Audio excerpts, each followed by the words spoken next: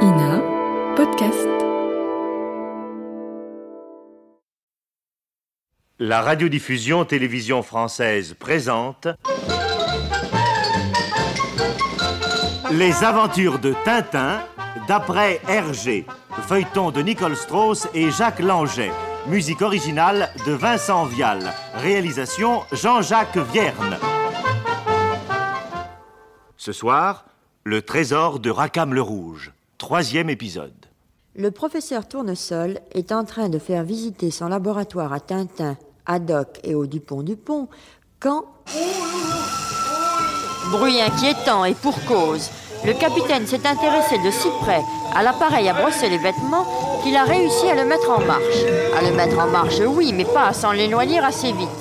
Et c'est au capitaine Haddock tout entier que la machine perfectionnée du professeur Tournesol fait subir l'énergique brossage de 30 secondes. Plaqué au sol par une grande roue à ressort, oh mon Dieu, quel tableau!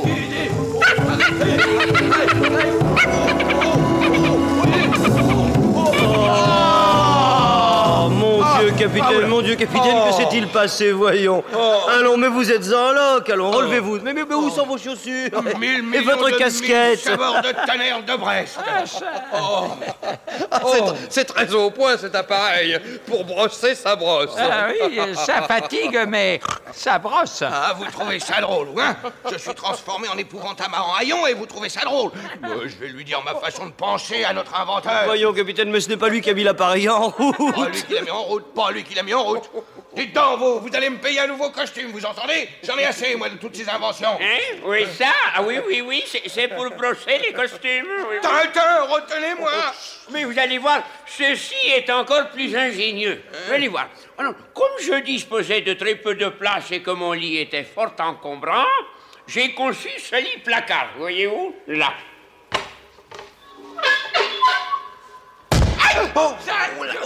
Espèce de machimoujouk, mais regardez ce que vous avez fait!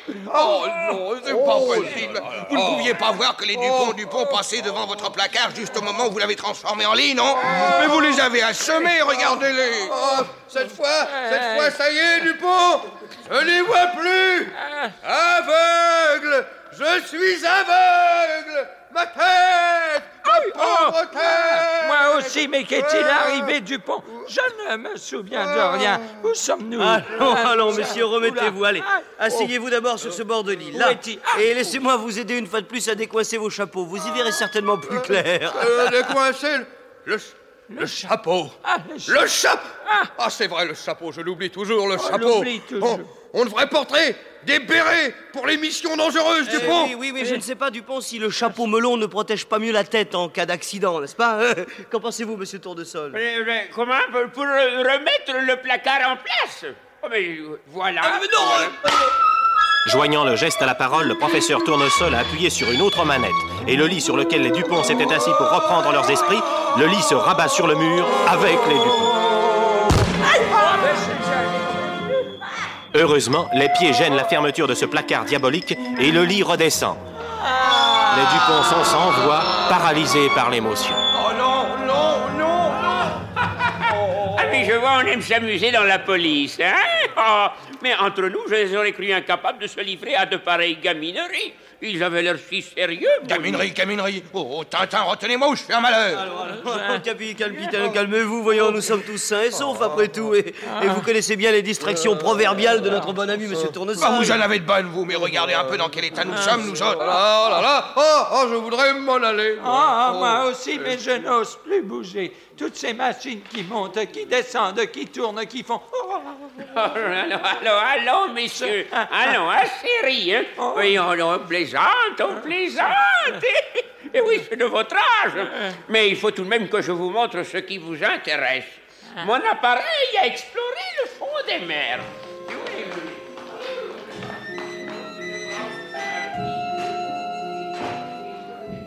Quelle aventure guette encore nos amis dans la pièce voisine. Résignés, épuisés, ils s'attendent au pire.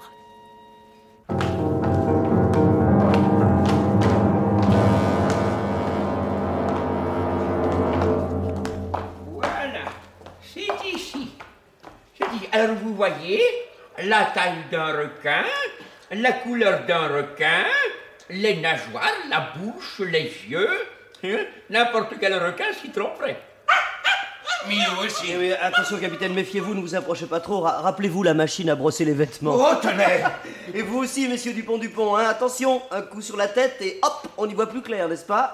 Alors, vous voyez la siège, hein? Au bout de la queue, une hélice. Et alors là, sur le dos, cette cabine hermétique, c'est la cabine du pilote. T'entends, Dupont, c'est un poisson pilote.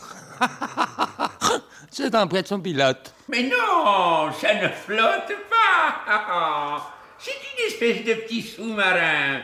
Alors, il est équipé d'un moteur électrique et les réservoirs d'oxygène assurent 2 heures de plongée. Et vous allez voir qu'il fait miaou si on lui appuie sur le ventre. Allons, capitaine, allons. N'est-ce pas que c'est ingénieux, hein? Alors, je vais vous montrer le fonctionnement de l'appareil. Je l'ai mis sur tréteau pour ne pas abîmer le ventre. Et ça m'oblige bien sûr à me servir d'une échelle pour entrer. Qu'en pensez-vous, Tintin? Ma foi, il faut voir, ça peut être utile. Mais une fois qu'on est dedans, vous m'entendez? Oui. C'est très confortable.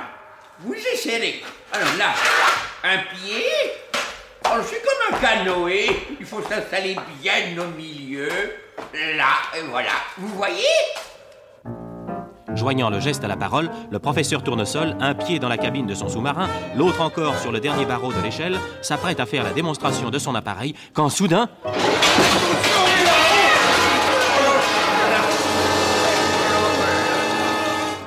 Catastrophe. Brisant les tréteaux, cassant l'échelle, le sous-marin miracle s'est séparé en deux, exactement sous le siège du professeur. Je n'y comprends rien, mais que s'est-il passé? Attendez, monsieur, je vais vous sortir là, monsieur Tournesol. Donnez-moi le bras, là, voilà. Non, je dis que c'est du sabotage. On a saboté mon appareil. Sabotage ou pas, je serais d'avis d'arrêter pour aujourd'hui la découverte des inventions de notre ami. Oui, moi aussi. Nous sommes désolés, monsieur Tournesol, vraiment désolés, mais votre appareil ne peut pas nous convenir. À 2 places? Vous le voudriez à 2 places? Non, monsieur Tournesol, je dis que votre appareil ne nous convient pas. Bon. Voilà.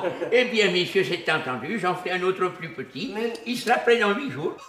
Il sera prêt dans 8 jours. Il sera prêt dans 8 jours. Dans 8 jours, mais comment lui expliquer? Voilà, eh bien, je vous reconduis, chers amis. Non, mais j'étais bien sûr que vous seriez convaincus.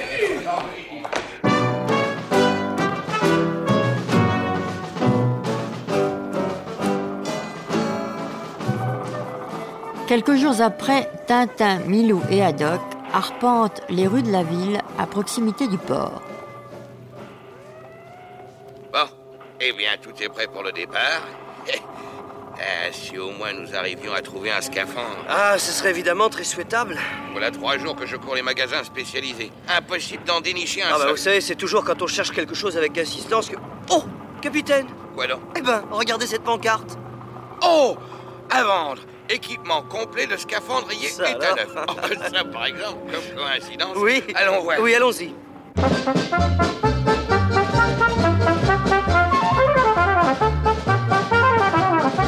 Les aventures de Tintin, d'après Hergé, un feuilleton radiophonique de Nicole Strauss et Jacques Langeais, avec Maurice Sarfati Tintin, Jacques Illing le capitaine Haddock, Jean Carmet Dupont ONT, Jean Bellanger Dupont OND, Jacques Dufilot Tournesol, Claude Pieplu le vendeur de scaphandres, Pierre-Laurent Unmousse et Milou. Prise de son, Jean Jusforgue. Bruitage et effets sonores, Joël Noël. Musique originale de Vincent Vial. Assistante, Michel Pietri. Réalisation, Jean-Jacques Vierne.